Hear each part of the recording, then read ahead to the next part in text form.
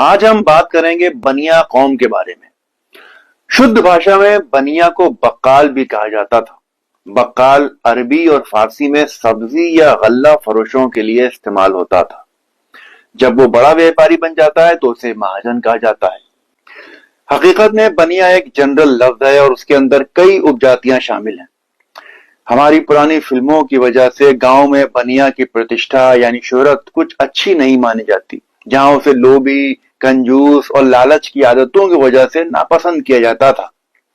لیکن بنیا قوم سماجی زندگی کا ایک لازمی جز یعنی انواری تتو ہے، انڈسپینسیبل ایلیمنٹ ہے، کیونکہ وہ لوگوں کو تجارت اور کاروبار کے لیے سرمایہ دیتا ہے، فائنانس کرتا ہے، مدد کرتا ہے۔ ٹیورنیئر ان کے بارے میں لکھتا ہے کہ اس ذات کے لوگ ویپار میں اس قدر ہوشیار اور چست ہوتے ہیں کہ یہودی بھی ان کے شاگرد ہو سکتے ہیں، یعنی یہودی بھی ان کے سامنے بچے ہیں۔ جیسے بقول غالب کے بازیچائے اسفال ہے دنیا میرے آگے، ہوتا ہے شب و روز تماشا میرے آگے۔ وہ اپنے بچوں کو بچپن ہی سے کاہلی یعنی آلس سے دور رکھتے ہیں۔ وہ اپنے بچوں کو گلیوں میں کھیل پر وقت ضائع کرنے کے بجائے حساب لگانے یعنی ایرتمیٹک سکھاتے ہیں۔ وہ اس فن میں اس قدر ماہر ہوتے ہیں کہ بغیر قلم، سیاہی یا گنتی کے انسٹرومنٹس کے صرف اپنی یادداشت کے سہارے ایک لمحے میں نہایت مشکل حساب لگا لیتے ہیں۔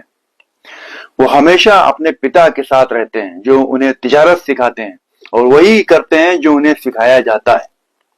اگر کوئی شخص غصے میں آ کر انہیں برا بھلا کہہ دے تو وہ خاموشی سے برداشت کرتے ہیں اور جواب نہیں دیتے، اور شانتی سے الگ ہو کر 3 یا 4 دن تک اس سے نہیں ملتے، جب تک انہیں نہ لگے کہ اس شخص کا غصہ ٹھنڈا ہو گیا ہوگا۔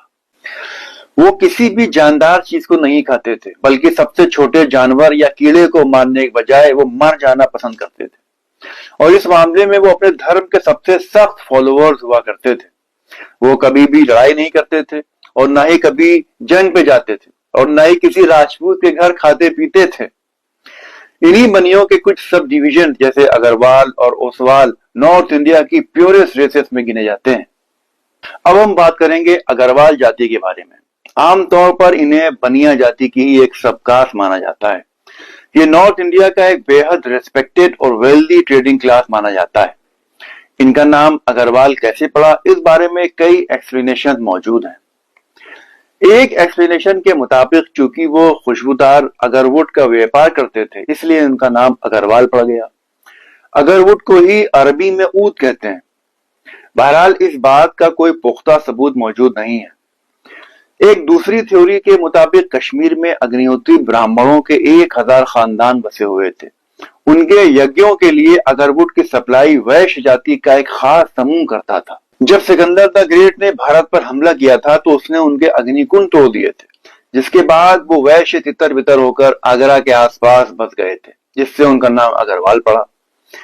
ایک تیسری تھیوری ان کے نام کو پنجاب کے حصار ضلع کے ایک پراچین نگر اگروہا سے جوڑتی ہے۔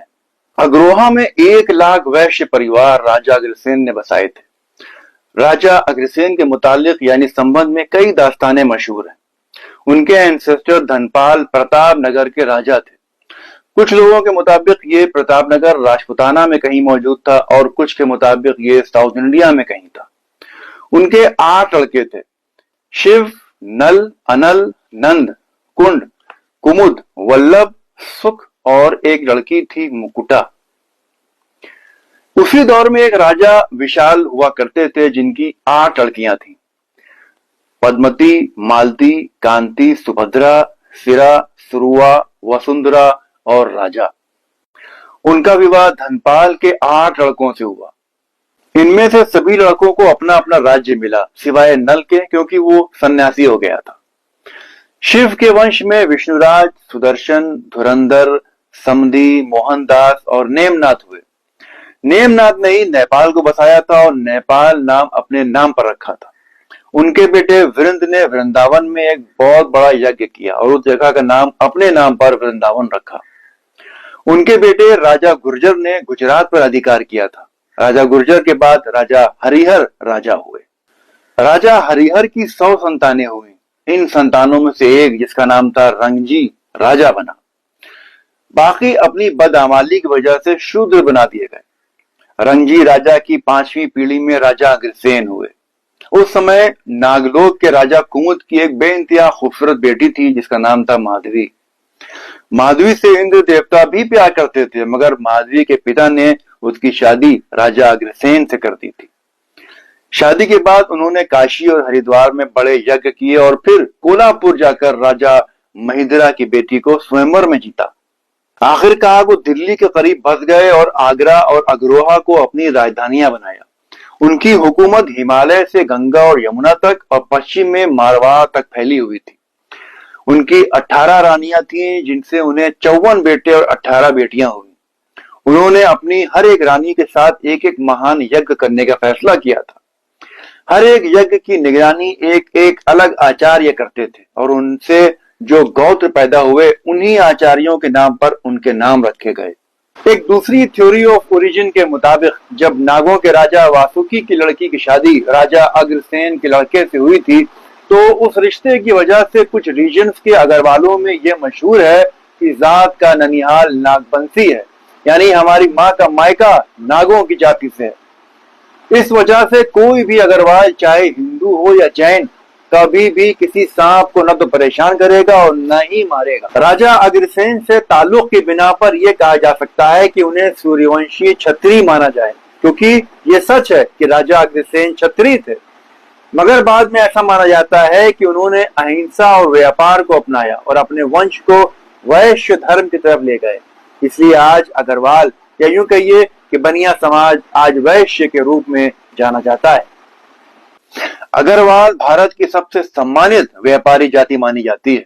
वो साहूकार भी रहे हैं, महाजन भी रहे हैं और जमींदार भी रहे हैं। उनके बारे में एक कहावत मशहूर थी कि अग्रवाल का उम्दा लिबास कभी पुराना नहीं होता, क्योंकि वो उसे बहुत संभाल कर रखते थे। घोड़सवारी से उन्हें नफरत हुआ करती थी और उनकी औरतें मिठाइयां बनाने में माहिर हुआ करती थी।